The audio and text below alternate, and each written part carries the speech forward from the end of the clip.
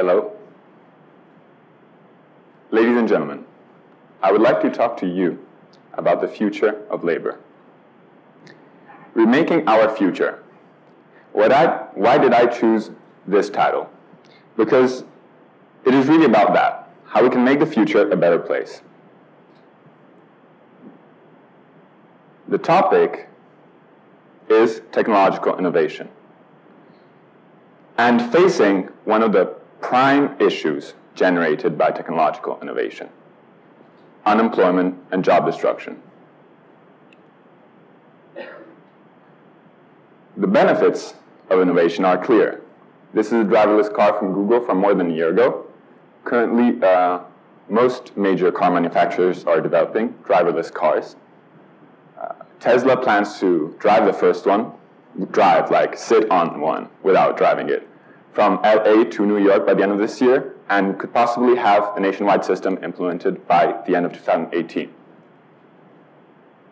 DHL, Amazon, just to name a few, have developed drones that can deliver post to your house, and they're already starting the first projects on this in a few small communes.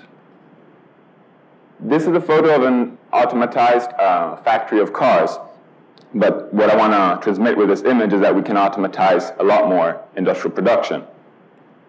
This is a 3D printer. You can print basically anything with a 3D printer. Things that previously could have taken hours or days for craftsmen to make, now you can make it in minutes with a 3D printer. And artificial intelligence.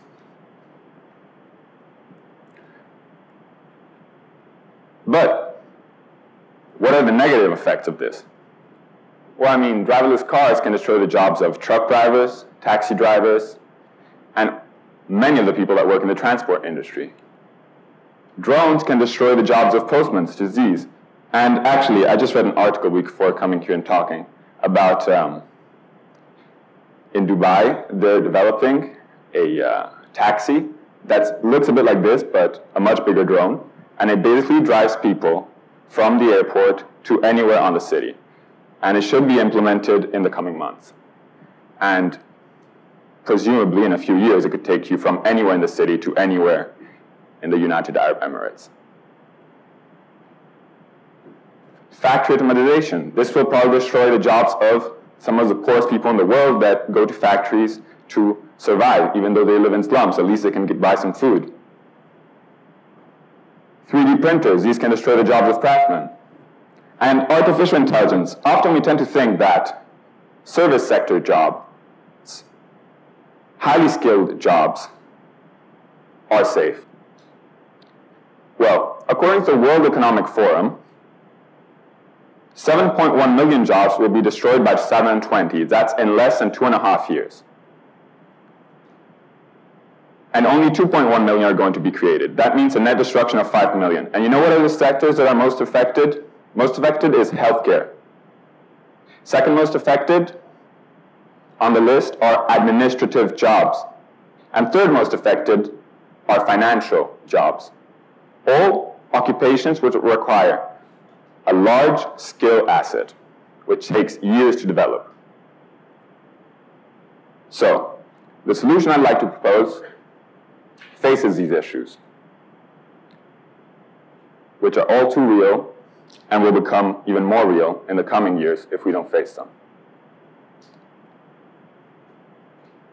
The solution is based on 3 main pillars that work together, creating synergies. Now we're going to go see them through, and then I'll explain specifically why it's important that they are applied together. First one, training and education programs.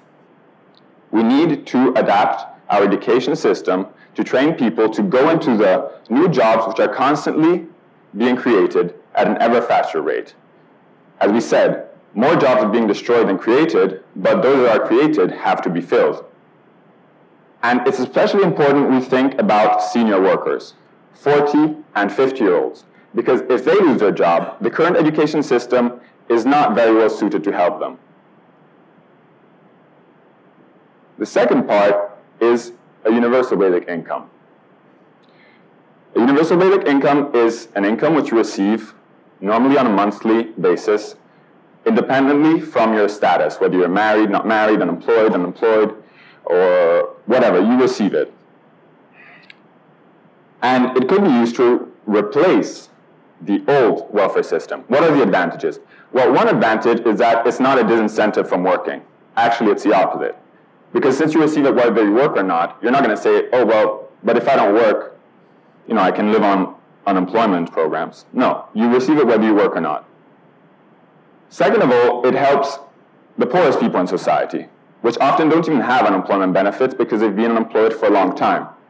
Just to give a number, according to EU statistics, about 4% of the people are on long-term unemployment. We're in a European Union of 500 million people. Just think about how many that is. And the US, it's a similar percentage. So, if you lose your job, you're 50, say you're going to a training program, that's cool, we implemented that. But maybe you need to take 2-3 years to learn how to do the new jobs. The bills are not going to wait, your family has to be fed, the various expenses are not going to go away. So universal basic income can help you. And then you must consider the fact that it helps people, for example, young people, that in many countries have to go work because they're too poor to have an education. It helps them survive that amount of time that is necessary to conclude their education.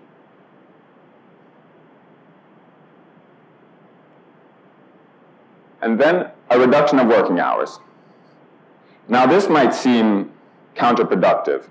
I mean, jobs are being destroyed, why reduce working hours? If anything, people should be working more.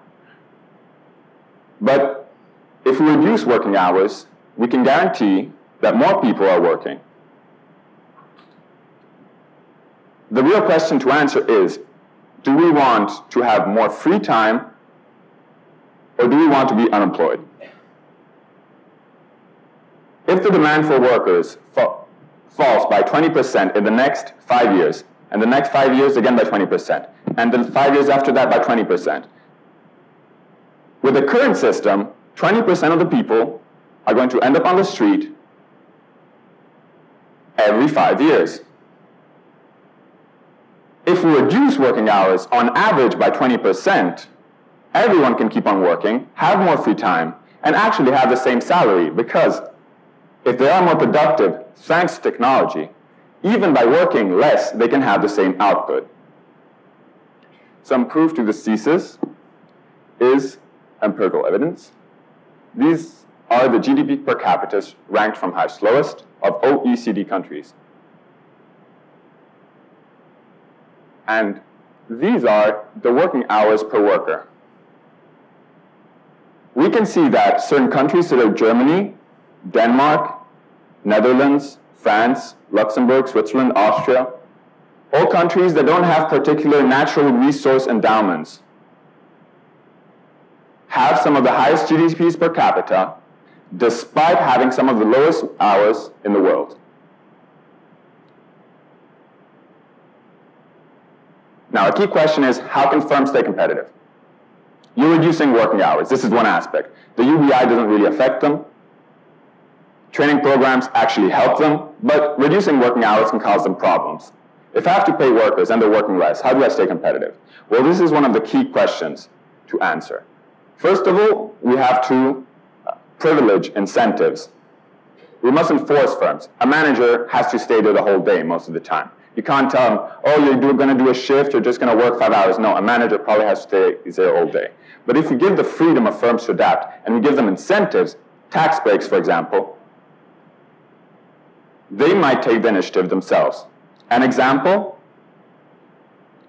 firms in most European countries pay a tax of about 30% of the salary of their workers for their welfare benefits. The workers never see that money. If you told the firms, for instance, you won't have to pay this tax on condition that you hire more workers and use that money to pay the workers' salary, already firms have a lot more money to invest in employment programs. 20% of the workers should be fired in the next 5 years. You can have a cost cut of 30%. You clearly have enough money to pay those extra workers if you have the help from the government. Second thing is efficiency. If 2 workers, say, work 5 hours a day, in those 5 hours, putting all their energies and working hard, they're obviously going to be more productive than just one worker who has to do strenuous, long hours for 10 hours. So you could increase not just quantity, but also the quality of the work. And then we have to face the issue of the government funding. The government provides the education training programs. The government provides the UBI. The government gives incentives to firms. So the government is spending a lot of money. How could the government find the money? Well, first of all, more efficient welfare. This is more efficient welfare. It's a welfare that encourages people to work. It's a welfare that doesn't require bureaucracy. It's sent automatically to a bank account. So it's much simpler to manage than the old welfare system. That leads to more efficient government.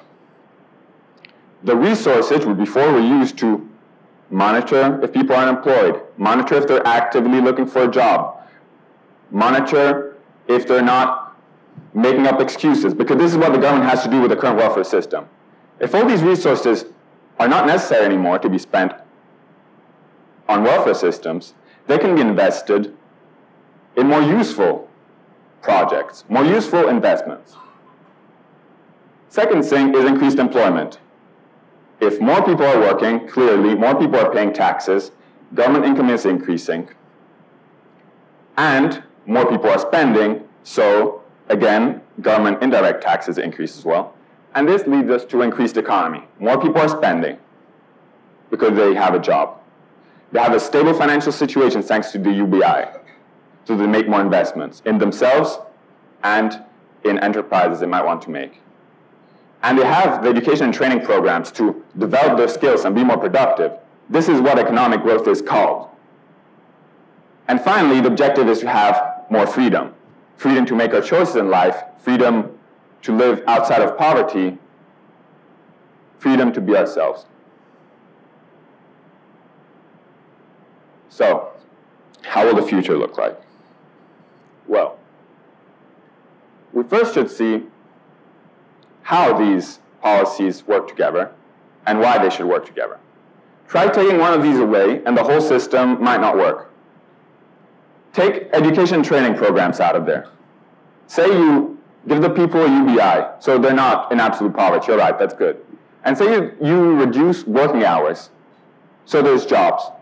But if people don't have the skills to take those jobs, they're just going to stay unemployed. Productivity is not going to increase. The economy is not going to grow. The system will fail, most likely, not necessarily. But take out another element.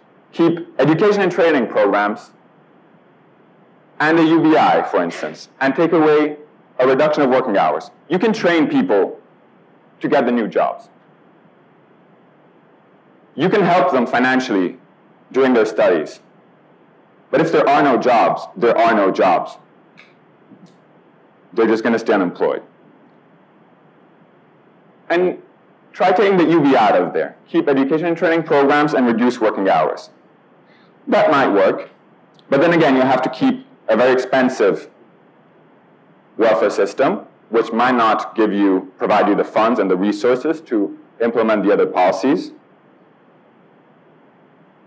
And consider that if it takes someone in the healthcare sector, in the financial sector, or in the administrative sector, years to learn how to do their job, it's going to take years when they're 40, 50 to learn to do a new job again, maybe even more because it's easier to learn when you're 20.